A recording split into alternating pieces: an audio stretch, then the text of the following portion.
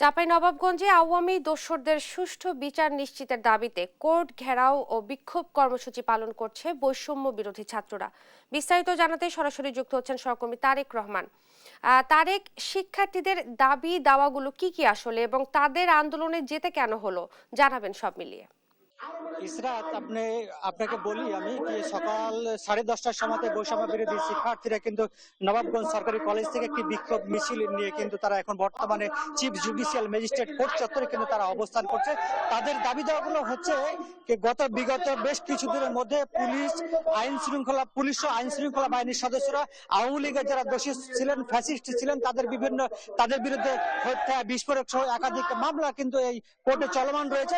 তারপরে কিন্তু পুলিশ যখন আইনের কাছে সোপর্দ করেছে, কোর্ট কিন্তু একদিন বা 2 দিনের ব্যবধানে কিন্তু তাদেরকে জামিন করে দিয়েছে, অর্থাৎ তাদেরকে মুক্ত করে দিয়েছে। এই বিষয়টি কিন্তু বৈষম্য বিরোধী ছাত্র আন্দোলন নেতৃবৃন্দ মেনে নিতে পারেনি, সাধারণ ছাত্ররা কিন্তু মেনে নিতে পারেনি। তারা অভিযোগ করছিলেন 24 ঘন্টার মধ্যে কিন্তু বিস্ফোরক এবং হত্যা সহ বিভিন্ন মামলার আসামিদেরকে কিন্তু এই চিফ জুডিশিয়াল ম্যাজিস্ট্রেট আদালত থেকে জামিন দেওয়া হয়েছে এবং এই কোর্ট থেকে কিন্তু জামিন দেওয়া হয়েছে। তারা কিন্তু এরই প্রতিবাদে আজকে এই কোর্ট চত্বরে এসে কিন্তু তারা সমাবেশ করছে। ইসরাত, আপনি দেখতে পাচ্ছেন এই মুহূর্তে একজন ছাত্র নেতা বক্তব্য দিচ্ছেন, আমরা একটু শুনতে চাই, বক্তব্য আমরা শোনাতে চাই। রাখছি না সংগ্রামী সহযোদ্ধা, আপনারা আরো দেখেছেন এই আওয়ামী লীগের দোসরদের বাংলাদেশে আরো রাজনৈতিক দল আছে, তারাও সেল্টারবাজি করছে।